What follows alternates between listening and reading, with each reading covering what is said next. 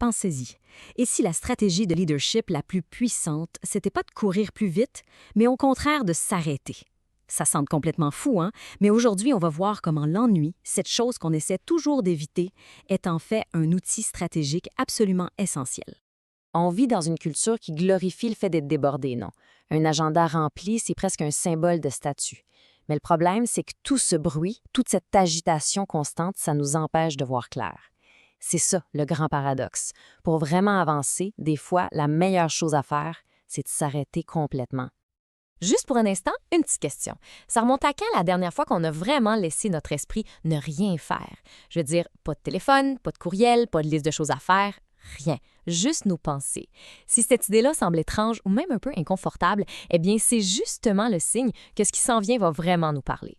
Cette citation de Donald Fleming, elle frappe en plein dans le mille. Ce n'est pas dans le bruit qu'on entend sa prochaine bonne décision. Et le bruit, on sait tous ce que c'est, hein? C'est les réunions qui s'étirent, les notifications qui n'arrêtent jamais, cette course folle qui nous donne l'impression d'être productif. Mais en réalité, les vraies bonnes décisions, les idées qui changent la donne, elles naissent dans le silence. Alors, la solution pour sortir des blocages créatifs, pour arrêter de prendre de mauvaises décisions, elle pourrait bien se trouver là où on s'y attend le moins, en intégrant volontairement des moments d'ennui. Ça sonne bizarre, je le sais, mais attendez de voir, la science est de notre côté là-dessus. OK, il faut complètement redéfinir ce qu'on pense de l'ennui.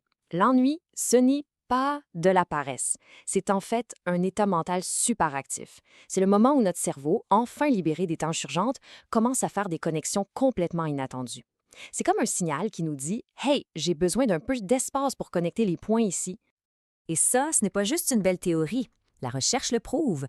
Des études montrent que faire des tâches simples, même un peu plates, là, penser à trier des trucs ou plier du linge, ça mêle à des idées beaucoup plus originales.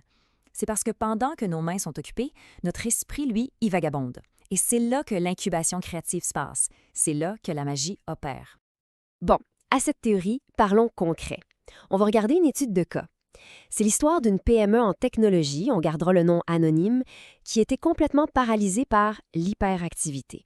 L'équipe était prise dans un cycle sans fin, à éteindre des feux, à gérer des urgences, sans jamais avancer sur ce qui comptait vraiment. Alors, qu'est-ce qui s'est passé? Ils ont intégré un protocole avec des moments d'ennui productifs.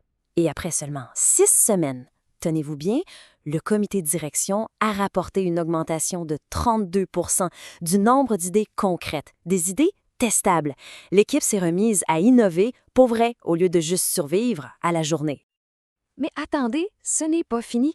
Le temps passé en réunion a chuté de 28 %.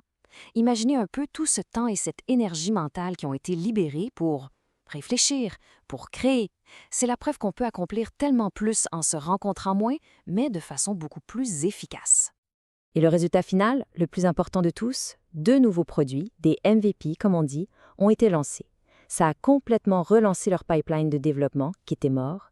En créant de l'espace, ils ont retrouvé leur alignement stratégique et la croissance est repartie. OK, c'est bien beau tout ça, mais comment on fait pour que cet ennui ne devienne pas juste du temps perdu? La clé, c'est l'intention. Il faut le structurer. Et c'est exactement pour ça qu'un écosystème comme M360 a été conçu. C'est le fruit de plus de 15 ans d'expérience à accompagner des leaders à structurer ce genre de démarche pour obtenir des résultats concrets. C'est ce qui transforme une idée un peu abstraite en une pratique de tous les jours. Par exemple, un programme comme LPR aide à installer des rituels de concentration.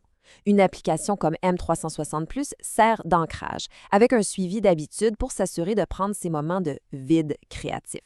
Et un outil comme M360 Meet, c'est génial, ça calcule le coût réel de vos réunions, ce qui aide à justifier pourquoi il faut protéger ce temps de réflexion. Regardez, ça peut être aussi simple que ça. Un petit bloc de 20 minutes. On commence avec 10 minutes de marche sans téléphone, juste pour laisser l'esprit vagabonder. Ensuite, 5 minutes assis à regarder au loin pour essayer de connecter les points et d'isoler une intuition. Et finalement, 5 minutes pour transformer cette intuition en une décision claire ou un petit test à faire. C'est simple, c'est structuré et c'est incroyablement puissant. Bon.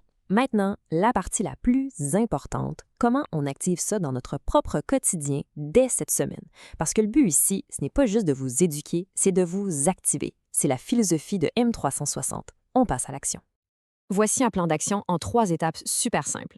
1. On fait du ménage. On trouve une réunion récurrente qui pourrait être un courriel et on l'annule. On libère de l'espace. 2, on planifie l'ennui. On bloque 2 petites périodes de 15 minutes dans notre calendrier chaque jour. On les appelle vides créatifs. Et 3, le plus important, on boucle la boucle. Chaque idée qui émerge, on la transforme en un petit test, une petite action. Parce qu'une idée sans action, ça reste juste une hallucination. Là, j'entends déjà l'objection numéro 1, je n'ai pas le temps pour ça. Et c'est tout à fait légitime. On a tous l'impression de courir constamment après le temps, c'est normal. Mais la réponse, elle est contre-intuitive. C'est précisément parce qu'on manque de temps qu'il faut en trouver pour ça. Pensez-y comme un investissement, pas une dépense. C'est quelques minutes par jour pour s'éviter des heures de travail sur la mauvaise piste, pour accélérer les bonnes décisions. Le retour sur cet investissement de temps, il est immense. L'autre grande objection, c'est celle-là. S'ennuyer, c'est juste être paresseux. Et ça, c'est profondément culturel. On a été élevé en pensant que l'inactivité, c'est mal. On valorise le fait d'être occupé, même si cette occupation ne produit absolument rien.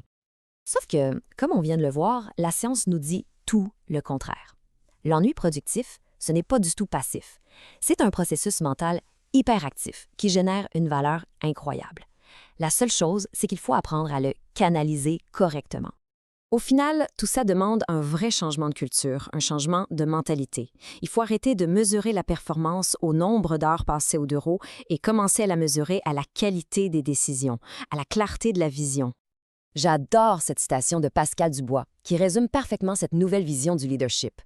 Le rôle du leader n'est pas de remplir chaque minute, mais de créer l'espace où la meilleure prochaine minute devient évidente. Le but, ce n'est pas d'être la personne la plus occupée de la place, c'est de créer les conditions pour que les bonnes idées émergent d'elles-mêmes. Alors, je termine avec cette question. Quelle est la décision importante qui attend juste d'être entendue? Quelle idée, quelle solution est là, juste sous la surface, mais qui est étouffée par le bruit de tous les jours? Peut-être que c'est simplement le temps de faire un peu de silence pour enfin l'entendre. Et si c'est le cas, sachez que M360, avec son expérience et un taux de satisfaction de plus de 99 %, est là pour aider à créer cet espace. N'hésitez pas à nous contacter. M360, c'est là pour révéler le leader en chacun.